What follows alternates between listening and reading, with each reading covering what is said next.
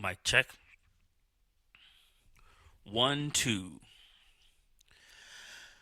What's going on, everybody? This is Spooks McGee with the Late Bloomer Podcast. This is episode number 13. And today's episode is brought to you by Typical Div. Typical Div is an MC. But you know what else he does? I fucked that up. Typical Div is an MC. And he spends a lot of his time on stage roasting MCs. But you know what else he roasts? Fresh coffee. About it. Black coffee is dope. It's a black-owned business. They black people making coffee as black people. I mean, come on, that's dope. Come on, bruh. That's just beautiful. And it's TYPICALDIV as in Victor.com. Typicaldiv.com. Yes, you can buy merchandise. Yes, you can buy music. But you can also buy fresh roasted coffee from Georgia. Local. Black owned. Buy it. It's dope. Get that Kenya roast while it's still out there. It's fire. Coffee, black coffee is dope too. Alright, anyway, I got my guest on the line. I'm about to get her in, and we're going to talk about what just happened because, wow. Patti LaBelle, Gladys Knight. It's probably still going on, but I ran out of steam. It was interesting, to say the least. But here we go.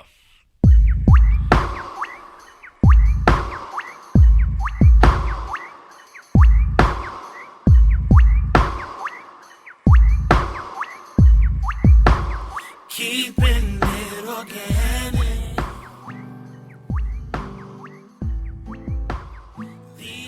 Hello?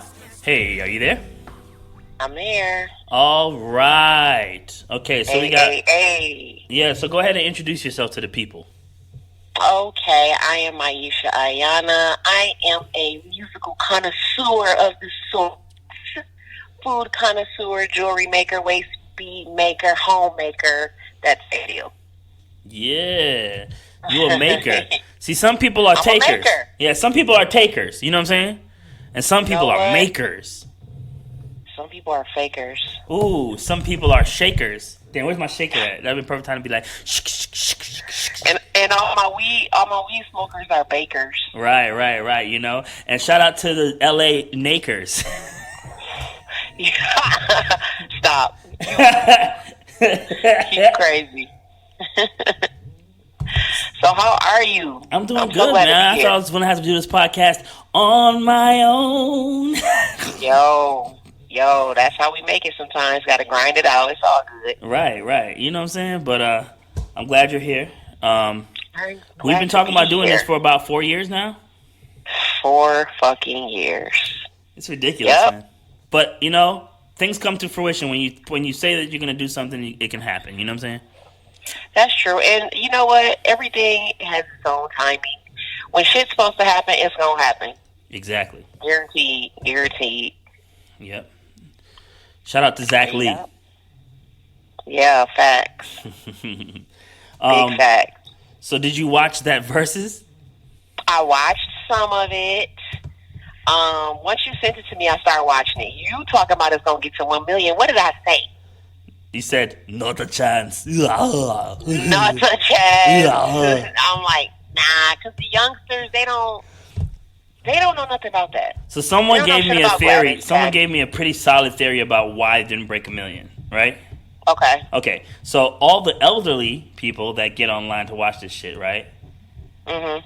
They're gonna be in a group. They're like, you know, communal people. They're gonna be in a group, all sitting in one room, watching it off of one phone and one TV. You know what I'm saying? Valid point. You have a valid. All the aunties got together. Exactly. So if all the aunties are in one room on one phone looking at the same stream, then you know that's gonna cut the shit in half. True. So there's about 100,000 of them doing that. Yes, exactly. It's Patti and Gladys Day. I mean, they is just super lit, right? You know what? And the show is still going on. Oh, is it? Because I was watching it, it just cut off. I was like, okay, what happened? What? I just I'm a late bloomer. Like that's the whole concept of the show, late bloomer podcast. Okay. So love it. There's a thing about me being like in a specific environment where I never was really exposed to a lot of like secular stuff, and Okay. what is like most common in Black American households, I kind of missed out on. So I'm gonna have to take some time to go listen to the Gladys, the whole Gladys and the Patti catalog, because I'm way behind on that shit. Okay. So Okay. a lot of the That makes records sense. that really hit me were some of the most popular ones, the ones that peak, like Uh-huh. On My Own, or Leaving on that Midnight Train, or what's the one that was just there, Jerry? The one Which that's one like was I it? love you, and Oh I, man, that is probably one of my top 10 favorite R&B songs ever. yeah, And I'm not a big Patti fan, but that song really hits in a special way. yes, You start feeling all kind of feelings for somebody right. once that plays. And so what I noticed is, as a hip hop producer and someone who like came late into the game, a lot of the hmm stuff that I recognized were like samples of Patti and Very true. yeah, Very true. That Nelly and Kelly, yep. they really brought that back. Yeah. They really introduced that song to a lot of people in my generation, our generation, Yep. and really put us on. Because I don't think I really had heard that Patti song until I listened to the Nelly song. Yes, So, exactly, exactly. And when you listen to the Patti song, it's like, wow, you literally get chills. Yeah, You- you do. You can feel it in your heart chakra. Yeah. And I was just talking about how she did that cover of "Somewhere Over the Rainbow," and it's like that's another one. That's like one of the most beautiful songs ever written. It's like it just hits you. You know what I'm saying? I don't think I've heard that one. Okay, now I'm a late bloomer on that. Listen, you know that damn song. Somewhere over I haven't heard Patti sing it though. way up high. Everyone's done a cover of that song. Wee. Yeah, everyone's done their version of "Somewhere Over the Goddamn Rainbow."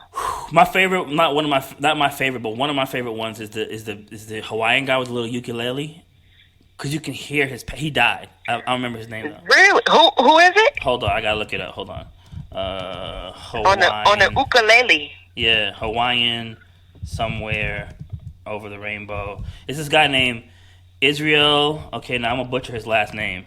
His name is Israel Oh Kamakawiole, wow. and he died. But the song actually won an award for Song of the Year, an Echo Award, and it was released in 1990. It's just him, his vocals, and the ukulele, and it's just so beautiful because you could just hear him, like it's just Oh, that's dope. it's so sweet. Like, Oh, that's dope. I'm gonna have to listen to that. yeah, I'll send it to you. I'll send you the link. But yeah, Patti LaBelle, not Patti LaBelle. Yeah, Patti LaBelle did a cover of that song, but it's just like there's some songs that just like wow, um, Yeah, I totally agree. you know, Totally agree. I saw a little montage of some of Patty's performances, I think, yesterday. yeah, Her performances throughout the years, and I was like, damn, Patti really is a phenomenal singer. hmm Those high notes are on a whole nother fucking level, and she just hits them so effortlessly. I Right. mean, it's kind of harder to do them once you get older, yeah, but I started having a whole new appreciation last night. yeah. I was like, oh shit, I haven't given Patti all the credit she Exactly, deserves. So, exactly. And so this is what Swiss and Tim are doing is legendary. Like, this is probably one of the better things to happen in 2020. I mean, because this year was straight up shit, man. It was, honestly, this year hasn't been too shabby. That's how my past 3-4 years have been shitty. Yeah. Because this coronavirus shit has actually been pretty sweet. It's not been too bad. Yeah, It's been manageable. you get to sit at home and like recover and recuperate and Yes. meditate and think. Yeah, yeah. Which But is what society been needing for a long time. right, but imagine like all these power players just coming into the damn live. I'm looking at this shit like Oprah. What the fuck, Michelle Obama? Facts. What the? Facts. I'm like, Yo, bruh, Oprah was in there, and she had the Oprah magazine in there at the same time. bruh, I it said, was oh crazy. shit. It She was doubled up on crazy. their ass. Yeah. And then I know that Monica and Brandy lost their shit because at one point she had shouted Monica and Brandy, "Y'all better get it together now. Y'all better work Yo, that I saw that. I felt awkward. out." Right. But Whoa, yeah, auntie, come on. man. But here's what I noticed. I noticed something about their personalities. They're completely polar opposites. Mm-hmm. Yeah, you look at Gladys Totally. and she Patty smiles is at. outspoken. Yes, exactly. But I feel like if you look at Gladys, she's like kind of like at the point in her life where she doesn't really need anything but her music and her, water and her books, Yeah. and she could chill and Right. she could smile at you and make you feel like the world is going to be okay. Is what one of my friends said. Right. Right. Or Yeah. and then you have the exact polar opposite, Patti, who is all about, she's with the shits. You know what I'm saying? You can see that With she's all the shit. Okay. yes, you can see that They she remind me of like the two grandmas you had. The grandma on your mom's side yeah, and the yeah, grandma on your dad's side. It's right. like you got one that's gonna cuss and drink and talk shit with you, and you got the sweet grandma who sits at home and will watch the kids. Yes. But the other grandma, like, I ain't watching no damn kids. That's Right, Patti. right. Patti, it will cook the hell out of some food, but you better not Right. talk out of line because she will pop you in your mouth like immediately. Um, Yeah, she might have a switch sitting right behind her favorite chair. yeah, exactly. Her favorite fancy armoire. Right, and one Switch thing is that I back noticed there. is that she also, like, if you look at the difference in their set, like on Gladys's side, she just has a little table and her little candle or whatever, a little flower. And then if you look on Patty's side, she had to put that Louis Vuitton luggage out there in the front, had the red Bad bottoms bitch. over there. Bad bitches do it. She had to flex on niggas, like, real talk. She was flexing. I'm like, yo, That's her she a style. 70, It's her almost style, 80-year-old baby. woman flexing on niggas, like, check me out. Yo, it's real. That's her. Yeah. And you could tell that Come on, she has the she's hair. grown accustomed to being catered to because she exudes that bit of like you must fear me attitude, you know? Yeah, like the Queen of fucking England or some shit. Yeah. But I mean, she's the queen of black people. I mean, she's the queen of gays, she's the queen of blacks, she's the queen of R&B, True. she's the queen of soul. Very true. You know, she got a right to act like she cocky, you To know? act like a boss bitch. You know, because she ain't nobody going, but at the same time, it was kind of awkward seeing someone that's that confident, especially an elderly black woman who could really just do that because it makes you feel like kind of weird, like because you don't see it very often, you know? Yeah, that's true. Yeah, she steps into her power and she's not ashamed Yes. of it at all. Exactly, She exactly. owns it. She's owning all her shit. I'm still Yeah, drinking rare. This, I'm still drinking this typical Div roasted coffee. It's beautiful. I'm drinking it black and Yo. it's smooth, straight up. I smooth. peeped that. Yeah, I'll check this stuff out. I have yet to buy some, but I'm gonna have to purchase Black Business. Come on, gotta Yes. support If that you shit. like coffee, you're gonna love this. This is one of my I'm a coffee new addict. sponsors. Yes. Okay. Well, this is probably the best cup of coffee you're gonna have in a very long time. He roasts Lit. it here, raw beans roasted here in Georgia, and then shipped right to your house. You feel me? Okay, yep. You feel me? Yep. Nice shit. Good shit, man. But this whole thing about celebrities taking over Instagram, it kind of bums you out. Like, because you know that if you're an artist and you want to really make an impression, you have to have some kind of like Instagram following, you know? Gotta have some following, yeah. Yeah, but the problem is that how can someone break into a platform where, you know, people can, like, celebrities just start making profiles? Like, how can I compete with fucking Oprah and Michelle Obama? Like, how? There's no way. Oh, yeah. So it's basically. like, I was literally just talking to Roots Queen this morning about the idea of like just building your own network, kind of like how Ryan Leslie did, because we can't rely on these apps because it's just like, you know, how can we compete with Gladys Knight and fucking Patti LaBelle? There's no way. Yeah, you're right. You know what? That's funny. I just peeped Ryan Leslie's page Yeah. a couple of weeks ago because I'm a huge fan of Ryan Leslie. Me too. And I was like, damn, where is he at? And I see that he started an app and for fans and artists to connect. I was like, what in the fuck? Where have I been? He will text you directly, like, hey, what's up? It's me, Ryan. Oh, shit. Yeah. That's dope. Yeah. But this whole thing kind of gives me, like, makes me wonder. It makes me think about what you were talking about how much stock we put into what celebrities say or do. Mm-hmm.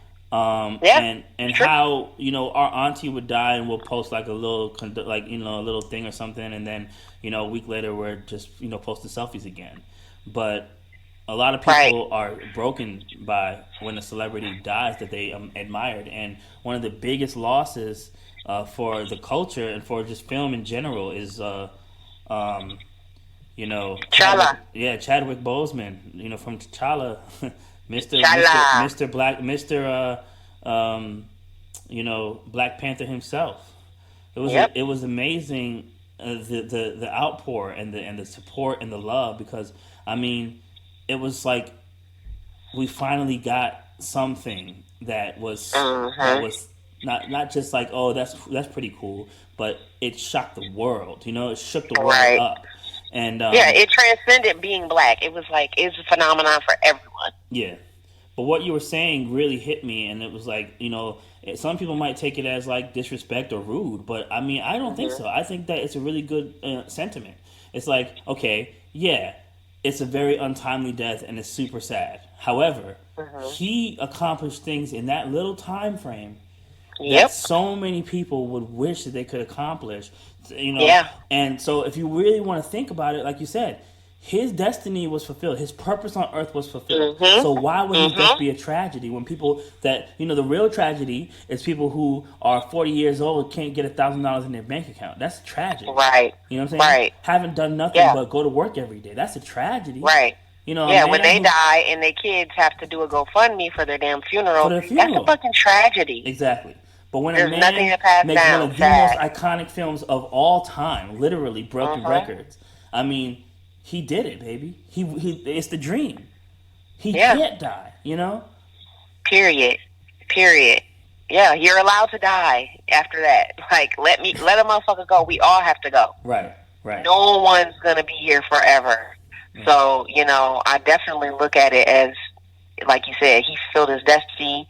He accomplished, transcending cultures and opening up different people's eyes to seeing that, oh wow, black people can create something, even if it's just in an imaginary world. Like, okay, black people are worthy, and it made black people feel like, oh, I'm worthy. I'm a superhero too. So I mean, it's really amazing what Chadwick Boseman did with his career and for the world. Yeah. And we focus a lot on what he did as an artist, and that's Mhm. great because yeah, Black Panther is great. It's a great character. I didn't think that Black Panther stood out, even though he was the lead character and the title character in the film. I didn't think Uh that huh. out of all the characters in the film, actually Black Panther was underdeveloped, and I felt like they left the I room agree. for Black Panther to be developed more. But I was Yeah. more impressed with the performances and the stories and the characterization of a lot of different side characters.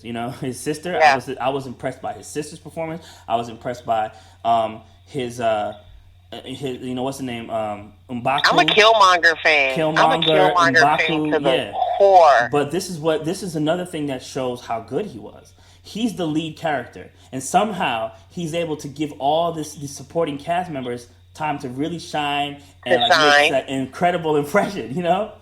Yeah. Phenomenal, Yep. phenomenal. But Yep. I think I that they agree. did that on purpose to leave that space so that they could really develop that character on screen. Right. Yeah. But I think that I hadn't thought of it that way, but yeah, you got a yeah, point. I think that uh, while we do I really appreciate his contributions in that regard, he did some Mhm. other phenomenal performances that shouldn't be cast aside. Like his James Brown was amazing. Okay. I never watched You it, but have to I watch it. heard You have to everyone watch it. said it was great. And what was it? 42? 42. What do you mean?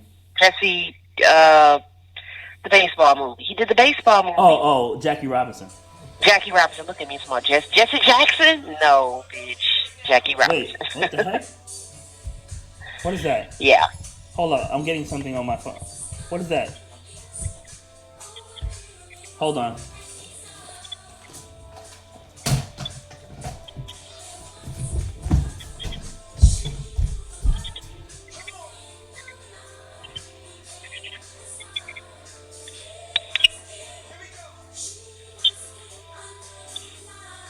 What is going on here? Wagwan. Wagwan.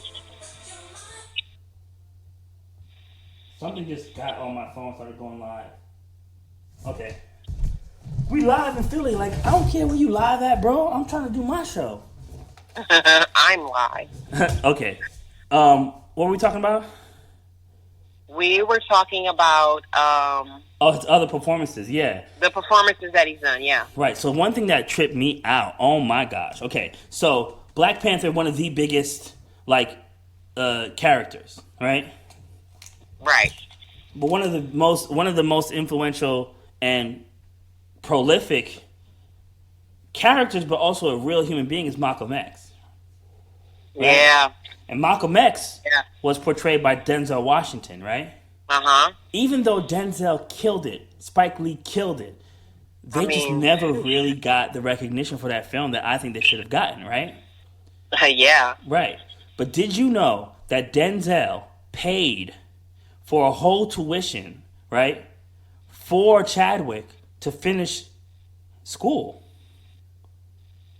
Wow. So Malcolm X, Denzel Washington, Spike Lee, they're all connected to the whole. There's no Black Panther without Denzel Washington. Wow. And so even though Malcolm X might have not gotten that respect and that accolade, that performance he should have gotten, it opened the gate for Black Panther to even exist. That shit. Right. That shit blew right. And did you know, I also read that Angela Bassett did a commencement speech at his college graduation, and he was the escort. He was her escort. Get for out his of here. speech. Yeah. Yep. Sure was. And you know what? This type of things happen to me. Like, I met a person that I had spoken to for a while. You know, finds out that she, like, knew somebody that from 5 years ago who ended up on Paid in America album. And our meeting is random. And I feel like that whole thing blows my mind. But I'm pretty much, if you just really look, you could pretty much find all those people connected somehow, some way. It's like That's back in the day, if you went on Google and you typed 6 degrees of separation. Well, 6 degrees of Kevin Bacon. There was oh shit. Yeah, there was. I think I heard of that. Yeah, there was this algorithm. I think they removed it, but it pretty much you can put a celebrity's name and the word bacon number at the end of their name, and it'll tell you how many degrees of separation they are from Kevin Bacon. Oh shit! As far as being in films or any kind of like production with them. That's really cool. Let me see if they still have that algorithm. But one day I was talking to somebody and I was like, "Dang, Jermaine Dupri. I wonder what would happen if he was never on the scene. Then we would get no Usher. Then we would get no this, no that. Janet Jackson, this, that. Janet Jackson wouldn't have been able to do this, and this. You know what I'm saying? And right. So, Carrie wouldn't have been able to do such and such and such. Right. So I was thinking about like the 6 degrees of Jermaine Dupri. Oh, that'd be dope. And pretty much there's a very long thread somewhere on my Facebook where we're just trying to find out how many people Jermaine Dupri is connected to, and I couldn't find people he wasn't connected to, like people like Sammy Davis Jr., like people you didn't think that he would be connected to. Whoa! Yeah, ridiculous. That's interesting. Hold on. But you know what's cool about that, and why I think that would be a great idea, is because especially in the hip hop culture, something that we don't do that a lot of other musical genres do is we do not give our legends their fucking flowers. Yes.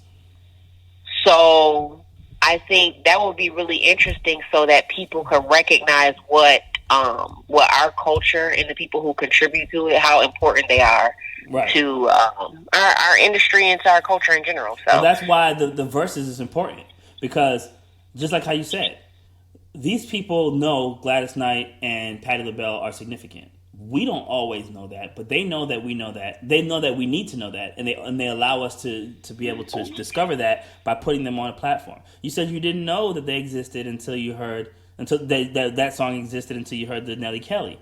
So sampling and all that shit, it keeps that circle going. It's like it keeps us in tune with the forefathers, sampling their work. Right. True. Yeah. It's crazy, man. And we do, and what we're doing now with social media and internet and sampling, that's kind of like, paying homage in a way. But yeah, that's the bare minimum. We should be giving them way more credit, We should be doing way more, giving them way more credit. And when I look at country artists and rock artists, and they can fucking perform AC/DC, Garth Brooks. They can perform for 50 fucking years, and people are going to love them and appreciate them. They're going to make their money. They're not going to be disrespected either. Right. But in our culture, we're so fucking quick to old. Oh, that's old. Now, they too old to do this. He's old to rap. You shouldn't be doing this no more. Like, are you fucking kidding me? Yeah. All you little crack baby rappers wouldn't be able to do any of this if it wasn't for them. Like, I don't understand why we, like, it's just so easy to discard our culture. Yeah. But it also plays into the fact how easy it is for us to give our culture away. So, I mean, but that's a whole other topic. I mean, yeah, it is. But that's one thing that I thought was interesting was, damn, I forgot what I was going to say. Oopsie. Whoopsie. Say what you said again one more time. I was talking about how we need to give our artists their flowers now, and how we need to not disrespect them. Oh, disrespect. Like, that's what I was going to get at. The disrespect. aging. I was going to get on the disrespect thing. So, okay. So tonight, a legendary night, Patti and Gladys. Wonderful, right? Right. But you know, I know what's going to happen on Black Twitter. The memes are going to start flying. They're going to start. Memes galore. Yes. I love they're memes. I think it's hilarious, flying. but we're basically going to just mock them, but with love, you know? Yeah, that's true. That's true. But you know, it's kind of like low-key disrespectful, though. But that's because we know how to laugh. We literally laugh at everything. But do you think it's like black low-key people disrespectful, will though? say anything. But that's how we get through our shit. Like, we wouldn't be Our able to sense of get humor. through nothing That's true. That's true. without laughing through it. Like, that's just our coping mechanism. Make everything funny. Like, how else will we turn nigger into, what up, my nigga? Yeah, exactly. Like, no one else can do that. Exactly. And yeah, I mean, there's so much that we poke fun at. Like, I was just talking to somebody the other day, and I was like, okay, slavery and racism is not funny at all. It's very serious. It's not a joke. It's something that we should all take very seriously. However, there are some antiquated racial slurs that are almost so comical and so ridiculous that it's just like, it's comical. Like, the fuck is a moon cricket? The fuck? Tell me what the fuck a moon cricket is, because I ain't never heard that in my life. Dude, I just figured out, learned recently that that's a racial slur against black people. And there's like restaurants in the Southeast region that are named Moon Cricket Cafe and shit like that. What the hell? Yeah. What about Jigaboo? They call me a moon cricket. What about Jigaboo? Why was I just thinking Jigaboo? That's so weird. Dog, it's so Jigaboo's goofy. Funny as hell. It's like it's so goofy that if a racist white person came at me with a MAGA hat on and said, "Yeah, damn Jigaboo," I would roll on the floor I would die laughing. It's so ridiculous, you know. Yo, I had an old white man call my daughter a pickaninny one time. He was like 90 years old, half dead at the frozen yogurt shop. And he said, he looked at her, he said, "You know what a pickaninny is?" What? I said, "Oh, I'm finna kill this motherfucker." Wow. But you could tell he was one of those old, he was so old, like he sits at the yogurt shop and he just comes there in a day and just sits there. And I was like, once he started saying it, I said, "Y'all, get your friends, get them." Then he tried to clean it up by saying, "But do you know what a cracker is?" I said, "Yeah, I do. I'm looking at one right now." He knew to clean it up because I was going to go in on that ass. I don't care how old you is. Wow. You know, when someone's so old, they probably got cheese on their cracker now. Facts. Yo, I found the Kevin Bacon thing, though. So pretty much now, if you can tell me anyone like you think would never be connected to Kevin Bacon. Now, the way that it works is it's not just people that are connected to Kevin Bacon, but it's people who have worked with him on a professional level, or people who worked with him. So that's how the Bacon number works. So let's say that Jay-Z was in a documentary that Kevin Bacon was in or something like that. Then he's only 1 degree of separation, right? But let's say that Beyonce was in a movie that Jay-Z was in that then Kevin Bacon was in. Now it's 2 degrees of separation. That's how the thing works. Okay, so give me anyone you think wouldn't be connected to Kevin Bacon on a professional level, and this thing will generate a number to tell you exactly how far they were, and it'll also tell you what. Yeah. Oh my God. Give me Lil Fizz. Lil Fizz. We going with Lil Fizz. Come on, come Okay, on nah, with it. see, I'm going all the way there. this is okay, wow, okay. B2K in this bitch. Well, you know what? Lil Fizz has a bacon number of 3. Cool, Lil nice, Fizz was in a movie nice. called Steppin', the movie, right? Mhm. Steppin' had a person named Clifton Powell in the movie. Clifton Powell was in Dead Presidents. He was also in Dead Presidents with a former named Keith David, who was in a movie called Mhm. Novocaine, which Kevin Bacon was in. Means that Lil Fizz has a number 3 connection to Kevin Bacon.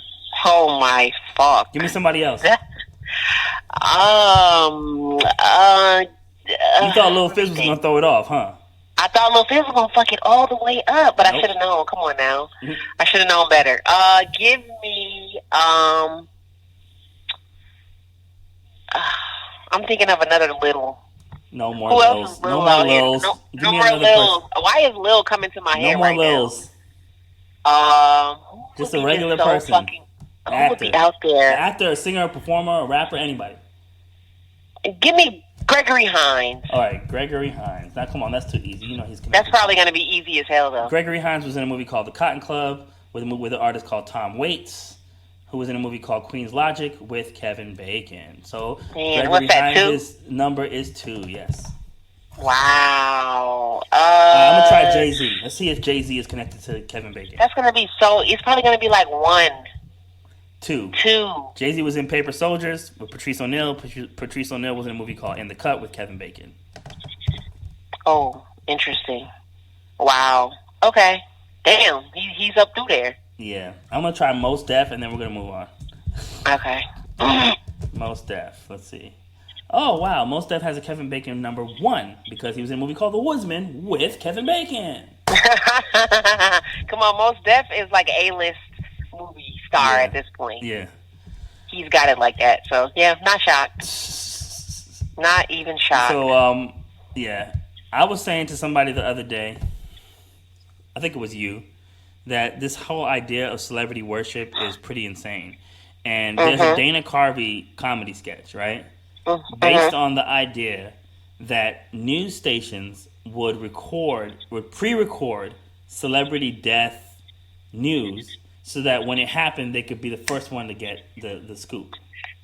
Okay, yeah. And You did mention that. I was like, I think that if there was somebody who, if there was somebody who like could profit from that, is candle companies that set up candlelight visuals for celebrities of people that never knew. Yo. And then like, oh my gosh, if you want to make up a conspiracy about how Big Candle was trying to take over. Yo. This whole thing That's is a plot sick. to get people to That's buy more sickening. candles. The wax Buy more industry. fucking candles. That's sick. Nah, but that's stupid. But anyway, I just thought that was funny. So what you been listening to? Whoa. Well, I've been listening to right now. I just had this conversation with someone today Yeah. that I only basically listen to West African Afro beats, chronics, coffee. Oh my gosh, have you been listening to the new Burna Boy? Oh, so good. I mean that's all. That's how this conversation started. My friend had posted on Instagram he was listening to Burna Boy, and that's one of the only artists he listens to right now. And I said, "Yo, I love Burna so much. I've been listening to him for like 3 years now." Right. And I said, I'm so out the loop with American music. I can go to the club or a party. I won't know none of this shit they playing. My friends be like, "Oh, you don't know this new who was it? What's that fucking rapper? Yeah, I was half away before the deal. What's his fucking name? He's from Atlanta. I forgot his name, but Right. he had a new song in the club, and my homegirls knew all the words. They're like, "You don't know this?" Oh, we was doing karaoke. And my friend's like, "You don't know this?" I said, "Bitch, no, I don't listen to American music anymore." So I'm like, all Afro beats, reggae, any international artists. I'm even listening to a Cape Verdean singer Yeah. who she sings in Portuguese. Her name is Myra Andrade. Huh. So I'm listening to a lot of actually music where I don't even know what the fuck they're saying. Yeah. Yeah. Lots of international music. I have no clue what they're saying most of the time. I listen to a lot of salsa, bachata, reggaeton. Not a lot of reggaeton, but I listen to Mark Anthony. Anybody mainly who's not American. I'm actually slightly repulsed by American music at this point. You know what? I'm gonna tell you something that's really crazy. That what's happening to you and your disgust for American music is not like something that is like outlandish, because Mm-hmm. America is so obsessed with itself and so arrogant Yes. that we really Oh think my that our shit is like God. popping, and if it ain't popping here, it ain't popping nowhere. Then it ain't popping nowhere. No, We no, think that's that not the case. we think our world is the only fucking Let me world tell you something. that Those exists. songs, those international records, they go billion. Like Big hits. they're gonna get Big billion hits. streams like right off the top. And that's why I think that idea. And I listened to the Black Eyed Peas new record, the album. It's brilliant. They just basically What? took. Yes, you need to listen to it because New album? Yes, they made an album called Translation. You're gonna like it if you like international Wow. music I love Black Eyed Peas. because they basically did this. All the international superstars, like Brazilian, if you're popping in Brazil, you're popping in like Love it. they put them on the records, and they're speaking in multi languages. They're doing dance I'm hall, they're listening. doing dance hall records. They're doing like EDM. They're doing big bass, drum and bass, like they're doing reggaeton. And their biggest record is this flip from Can't Touch This, doom doom doom doom. But they did Right. they did like This Mi Vida Loca, doom doom doom doom. You know what I'm saying? It's crazy. It's crazy. Oh, I know that's hot. I know that's dope. It's fire. And so Very dope. the thing about Black Eyed Peas and what made them so appealing was right out the gate. They're multicultural. They were multicultural. Exactly. The black guy, the white guy, the Filipino, and the Hispanic. Yeah, you got the Asian, the Mexican, the white girl, yeah, the black guy, yeah. Just every fucking culture you could think of. Right. Off top. Exactly. And so that's actually what happened. It's like, people are, and I've always been about this, and I've kind of like been like tampering with the idea, but I don't want to seem like I'm fake, like I'm jumping on a bandwagon. So I don't really want to go full international sound. You know what I'm saying? Right. Yeah. Because it does seem like I'm gimmicky. But my friend was like, "Man, you're Jamaican, man. You got the pass to do this shit." Like, So every once in a while, just to test the waters, I slip in some patois. I do some chat. I do some shit like that. But I don't want to seem like I'm biting off of some shit. You know what I'm saying? Right. And you know what? That's funny because I have a friend, he's from Ghana, and he's been doing music for like 10 fucking years. Yeah.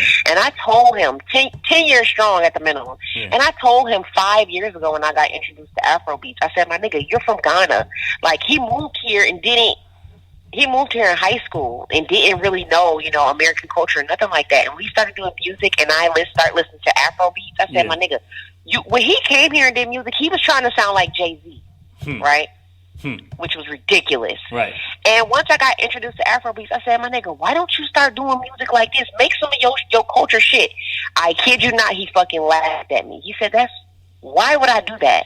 He said, you're crazy, Miesha. Now, honestly, I don't want to toot my own horn, but I've always been a person that is always on the cusp of what's new. I always have a feeling and a vibe of what's gonna hit. I tell everybody before it's happening, y'all, this shit right here, this is it. They be like, Miesha, you're tripping.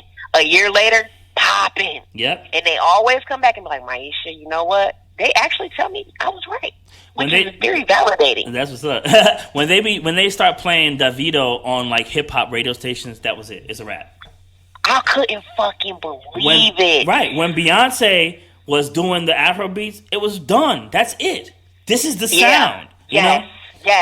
And I tell you, I kid you not, a year ago, 2 years ago, my friends was getting in the car with me. They're like, Miesha, what are you playing? I'm like, yo, this Davido, this techno, this Burna, this WizKid. They're like, what? WizKid. They was like, this shit is dumb. Right. Now, I could not get them to listen to it. They was like, turn it off. Now, they're like, oh, when the money follow you. I said, bitch, get out of here. Get out my car. You put out. Money follow you. Paparazzi follow you. But let me tell you something. I was on that shit too. There's a guy that I worked with called his name is Motherland Boy. He's a guy who grew up in France, but he was born in Africa. He's an African dude, and I put him on my first album, like the year later release.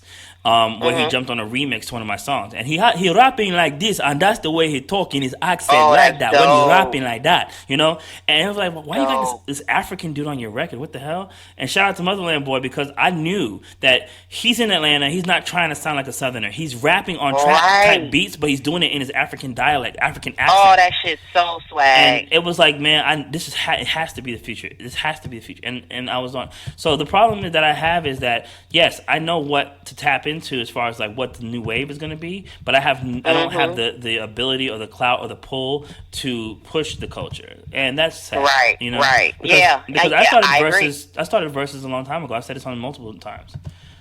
I have a But I page called feel like Virtual that Beat is Battles pushing the that I culture, made though. 5 years ago. That is pushing the culture, though. Like, just because, 100,000 people can't listen to it, like, sometimes just the spark of you knowing and putting it into a couple people's head, like, Yeah. I can't influence the culture, but I still feel like I do when I tell 15 of my friends 2 years ago what's popping. And they're Right. like, Miesha, you opened my eyes. Like, literally, people tell me all the time, Miesha, you totally switched my whole frequency. I didn't know, but now they trust me, and people do come to me, and they're like, Miesha, what's good with this? What should I do with it? Like, I know it's pushing the culture in a small, tiny little way, Yeah. and I feel validated. Shit. Yeah. I was talking to my last episode. I was talking to Six Black. Oh yeah, His dad was on my show, and pretty much Dope. like his dad is an MC, and he has had marginal success. He didn't like blow up like, oh my gosh, like international superstar, but Right. he pursued his dream and his vision, right? So No. what his son saw was him doing his passion and working hard at his thing. Now his son is one of the biggest names in music. He sold like, I don't know, streamed like 12 million I think last year. Right. He was like Right, yeah. charting #1 Billboard for like holding up for so long. And it's like, what the little seeds that you plant, just showing someone what it's like to do what you love and enjoy it. It can create Yep. something bigger than you, And so Yep, I think very that, true. yeah, people get discouraged when their shit don't pop off like on an international scale, like blow up. Well, Right. you gotta But understand. you might give birth to the person who's going to blow up on an international. Manny Fresh in New Orleans. His dad was a famous DJ in New Orleans. I mean, Wow. super famous, had the bounce music popping. Everybody in New Orleans knows his name. I can't remember his name, but he was very popular. And sure enough, he gave birth to it refreshed. So it's like, yeah, it's like that. Right. And what's that song? What's that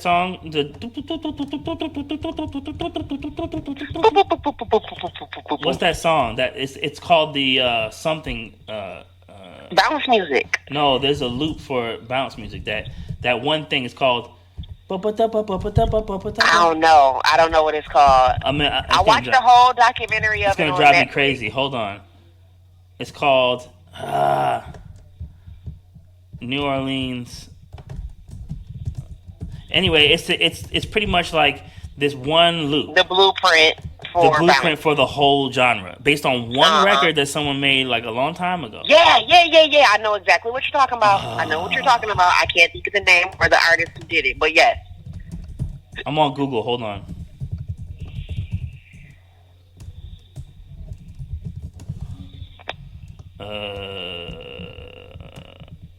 I know the name of this is gonna drive me crazy. Hold on. Mardi Gras, call and response, manifestation of Southern roots, popularized bounce song. That's the song.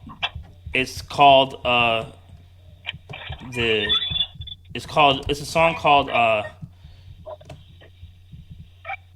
Jubilee by DJ Jubilee, right? And the loop is.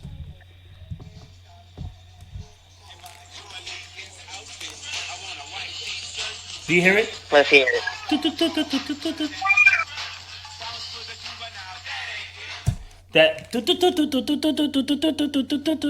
There's something. It's called the something loop, and I can't remember what it's called now.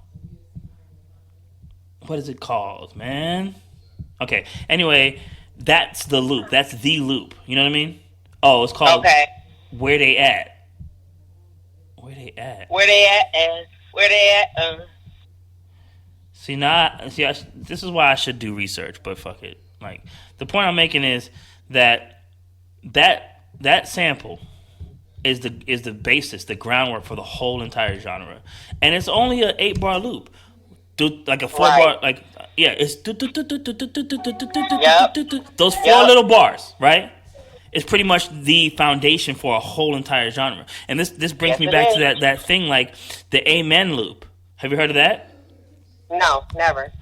The Amen loop is this one piece of music, right? It's a song called Amen, right? Okay. And pretty much it's like this. On the song, it's this guy. It's like a 4-minute song, right? And he's playing a song. Amen, amen, amen, amen, amen. And then the part comes in where they break it down. And this is it right here. Listen. Okay.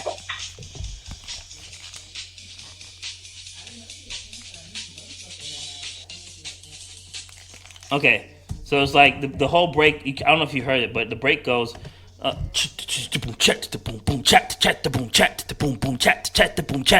No. Huh? Yeah, I'm listening. That's my kid in the background. Oh, it goes boom chat chat boom chat boom boom chat chat boom chat. The thing I messed up is the one part where it skips. It goes boom chat chat boom chat boom chat chat boom chat chat boom chat. Anyway, that little tiny 8-minute thing, right, is literally the most sampled loop of all time. It was really? Yes, it was used in over 1,500 songs. What the hell? And it's a gospel song. It's a breakdown in a drum break in a gospel song. You see what I'm saying? 1,500 songs, and that little loop is the foundation for drum and bass, a lot of hip hop, a lot of shit. Like has sped up, slowed down. You know that like they build the whole genre around that one little piece of music, right? Wow. And the same thing applies to that New Orleans shit. And so these are black men, and most of the people that produce that international dub and that international like house music were like white people, like in Europe, like that. And that's where that shit blew up. They finally got their recognition. They finally got their pay. That shit was recorded. Shoot, like I think it was like when was that recorded? Hold on.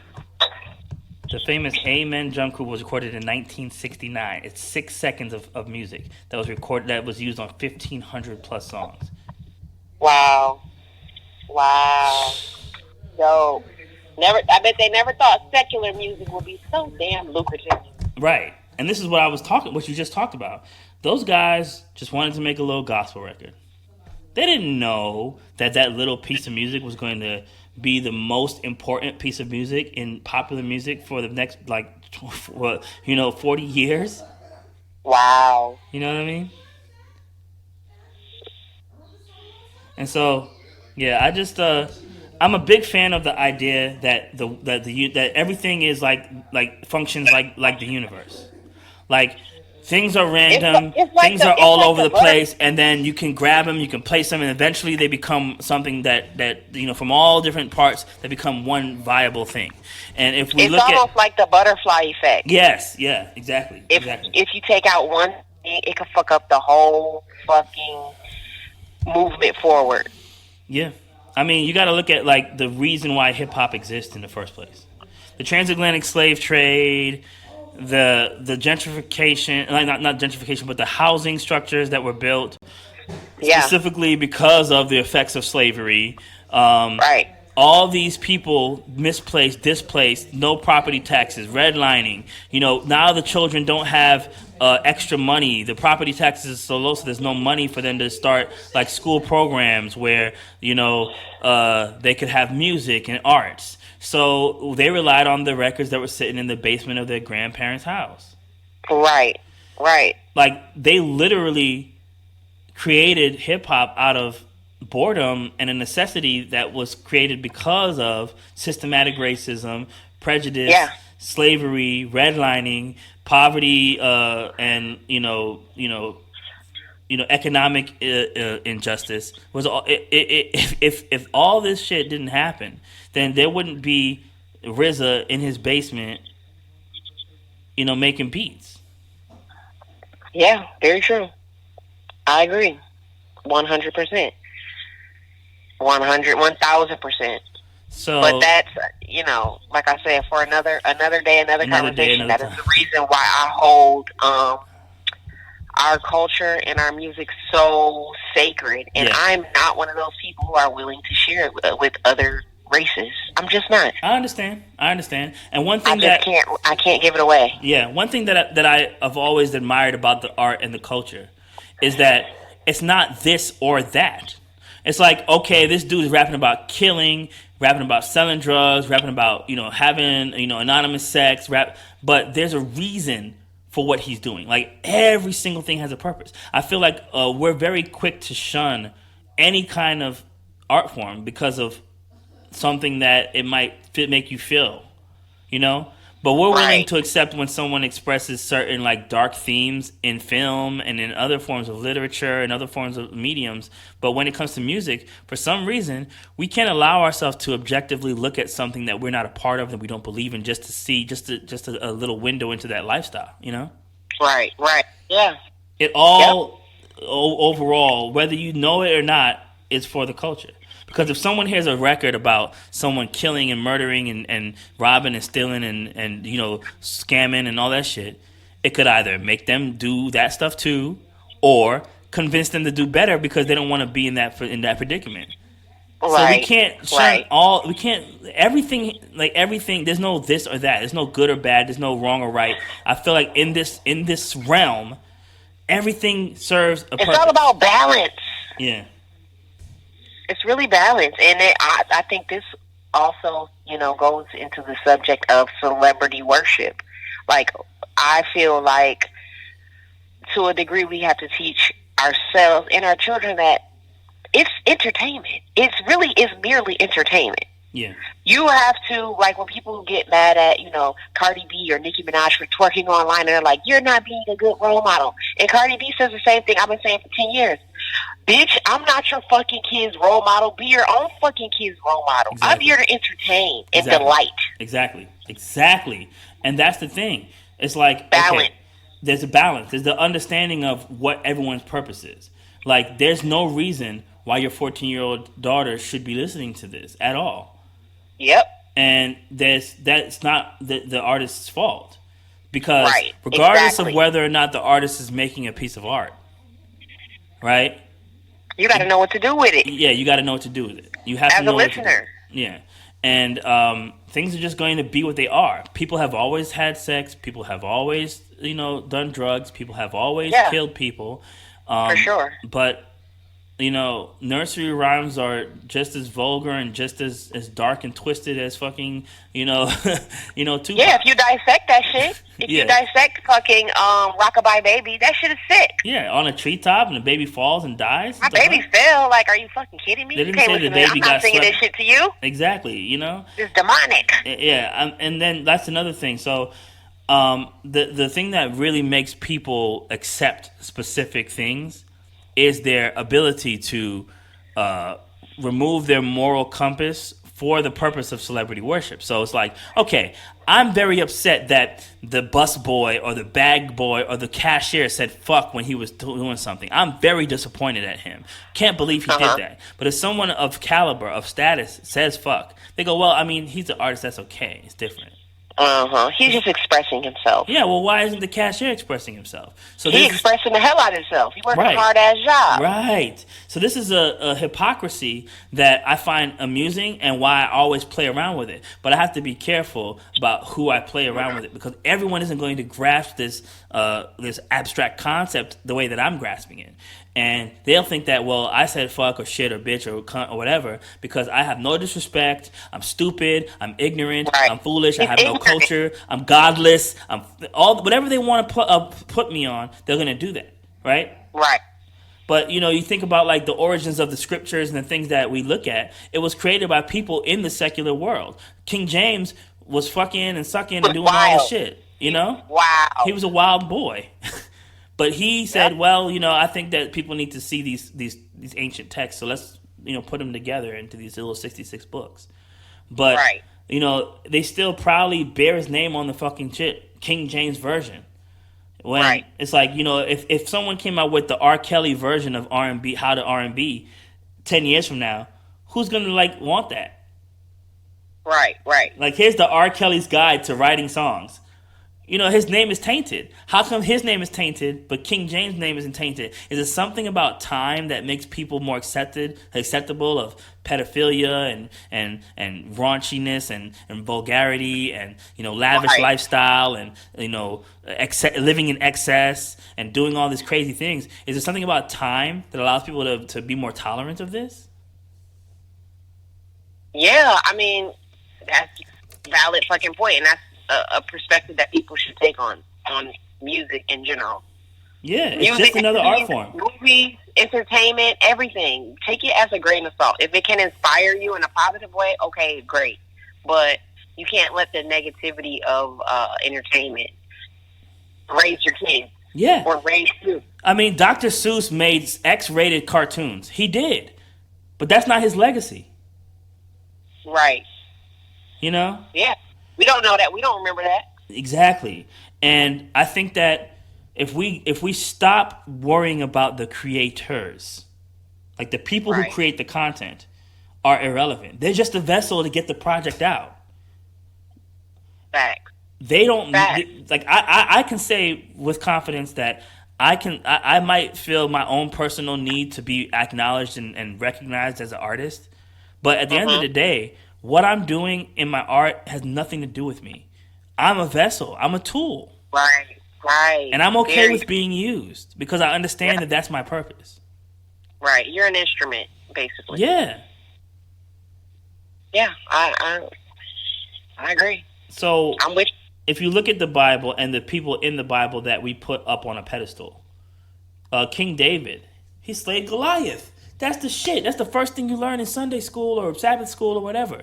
It's like, wow, he had the slingshots and he threw that. Man, he's the best, man. He chopped that giant's head off and he became the king. He was the dopest, right? And then they stop the story there. They don't talk about how he, killed a man and put him in on the front line so he could have sex with his wife. They don't talk about that part. Yeah, true. It's celebrity worship. Because we're going to talk about David as the great king. We're not going to talk about him as the adulterer, the murderer. We're not going to talk about him like that. Right, true. Moses didn't see the promised land in the scriptures because he didn't obey God. We're not going to talk about that, though. We're going to talk about let my people go. We're going to talk about how he used the staff to split the water. We're not going to talk about the other shit. Right. Yeah, I feel you. And the thing that I find interesting about these ancient scriptures is why did they feel the need to put that in there? Why couldn't they just make the guy the best and then that's it? Once again, it goes back to balance. There's good, there's bad, and honestly, I feel that it's both needed. And I had this conversation with an aunt of mine. Yeah. And I was telling her, she's talking about the neighborhood she doesn't want to live in and this and that for my kids. And I said, look, until we create a fucking utopia on Earth, there's going to be bad, there's going to be good. You just have to find a balance within all that shit. It's all needed to a degree. To have a learning experience for growth, you usually can't grow from just good shit. Just good.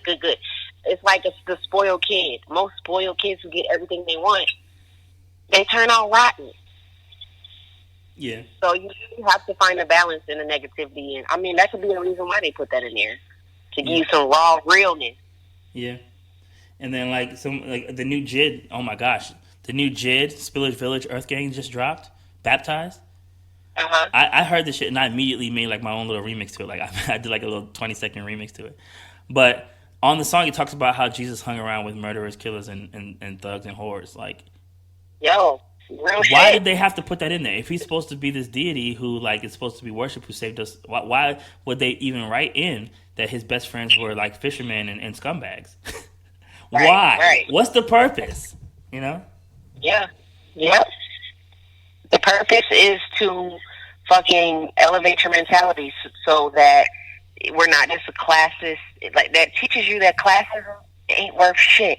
That you gotta love the fucking homeless man on the street as much as you love and revere the rich man in the fucking Bentley. But that's crazy because who are the guys that put that together? King James and the Council of Nicaea, they were the richest people. They're sitting there writing documents and paperwork about how bad they are. They're sitting there talking about how shitty that what they're doing is like what we're doing is wrong. This is bad. Being rich and being extravagant is shitty, and here's why. Yep. It's crazy. It's like that's wild, man. Yeah, it is. Yep. That's like, me writing a book about why you shouldn't be a rapper. Yeah. And that's one of the things that trips me out is like, I noticed that you burn sage and you do those type of things. Like, people, they'll go like, oh, well, that's witchcraft, that's evil, that's demonic. And it's like, you're like, who is saying what is what? It's like you said, there's a balance. There's a huge thing that's going on all over. Everything is for us to be able to utilize to our advantage.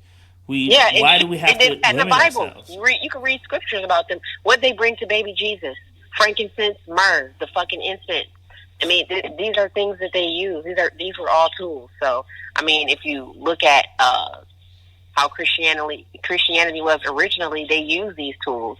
Now, how they have flipped it into Western Christianity, that's a whole other story. How they removed so much information, they didn't even remove it because it's right there.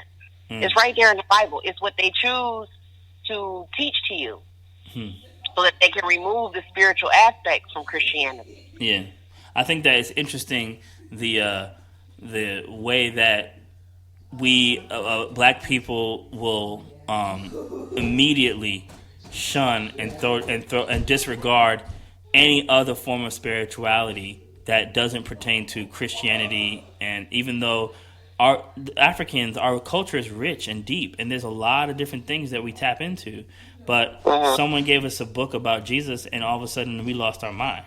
Yeah, real shit. And I love the story. It's a great story. We also lost our sense of self. We really have. I mean, the who I would consider the original Hebrews. I mean, anyone who knows anything knows the original Hebrews Ethiopian.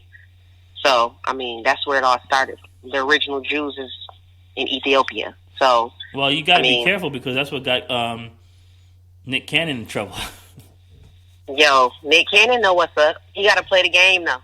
You can't let it all out when you're on a huge platform. You can't tell the fucking truth if you're at a certain level in a society. You can't do that. They're going to laugh at you and tell you you're crazy. But what I learned a long time ago is that the person that they're usually calling crazy is usually the person that has a lot of fucking sense and they're ahead of their time. Yeah, it's true. You're just ahead of your time. You're not crazy right now. You're just out of place. You're in the wrong century. Damn. And you know what Dave Chappelle said about crazy is like, I don't want to call anyone crazy. It's dismissive. It's very dismissive. Yeah. Because you don't know what I know. Because you're not enlightened on what I'm enlightened on. It doesn't make me crazy. You know who else they said was crazy? Who that? Marcus Garvey. Yeah, of course. They said Malcolm X was crazy. He was insane. Marcus Garvey was crazy. They had to put him on trial. They exiled him from the country. They said that he was inciting espionage, like all this crazy shit. And you listen to this man rant. If you ever listen to the passion in his voice, it's like, whoa. It's real. He was onto something, but he was way ahead of his time. America was not fucking ready for that. America wasn't ready for the Ross plot. It wasn't ready for that. Do you think? I can't believe he had the balls to do it. Yeah, I have a friend who, and I've talked about this before on other platforms. Other episodes. But I have a friend who is really about like, this country was never for us. They don't want us here. Why are we so adamant on staying here? Why don't we just go back home? They do want us here. They feed off of us like a fucking leech. They might not want us here, but they know they need us. They need us. They're a necessity.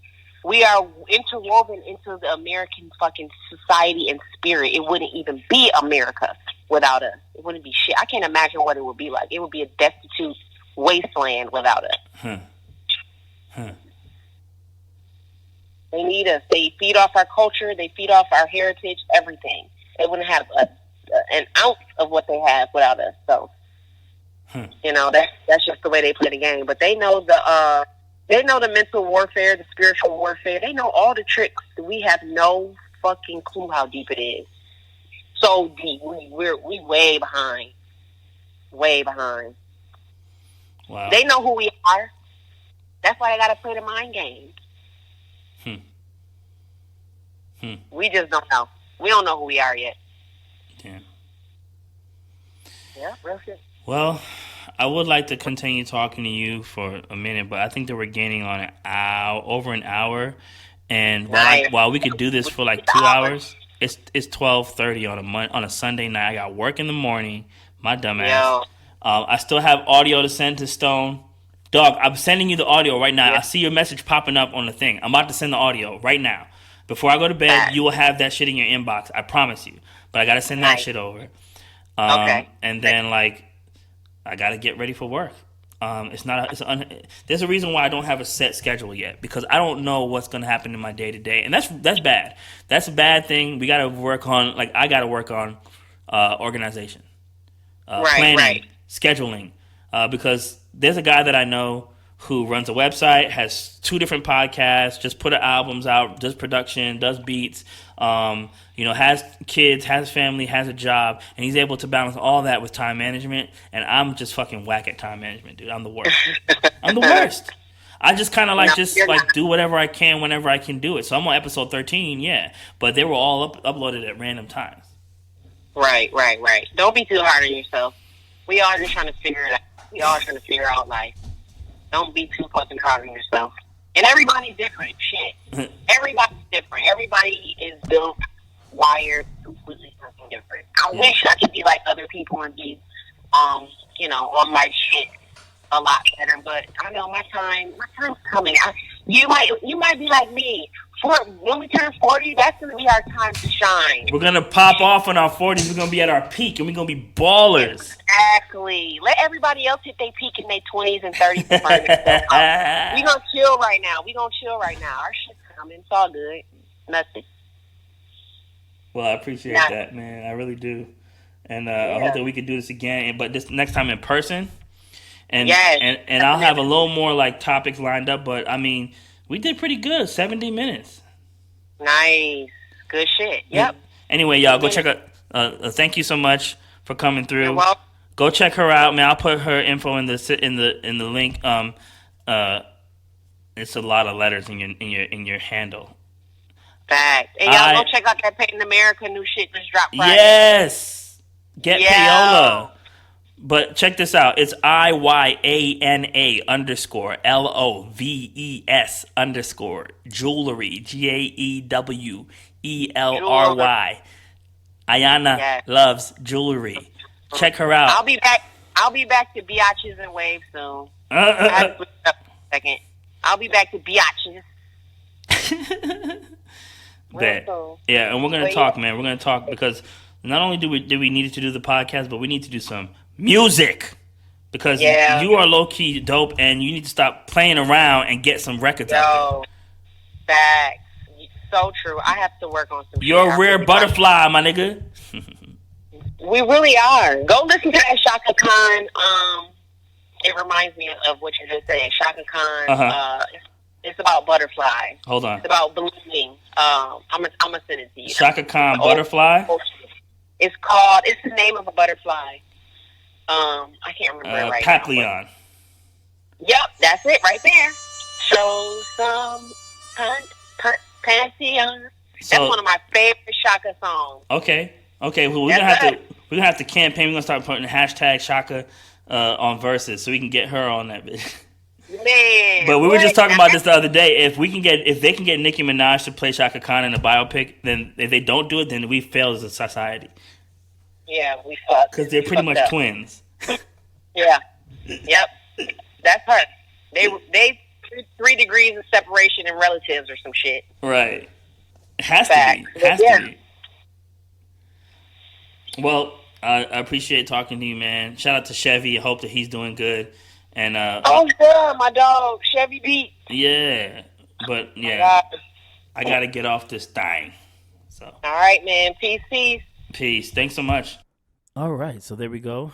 The Late Bloomer Podcast. Thank you everyone for tuning in. Don't forget to check out typicaldiv.com, div.com for your roasted coffee needs, and be sure to go to Paid in America with 3ks.com and check out their new record Get Payola.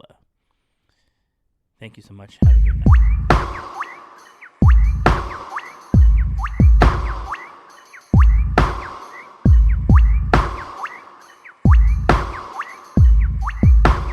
Keeping it organic.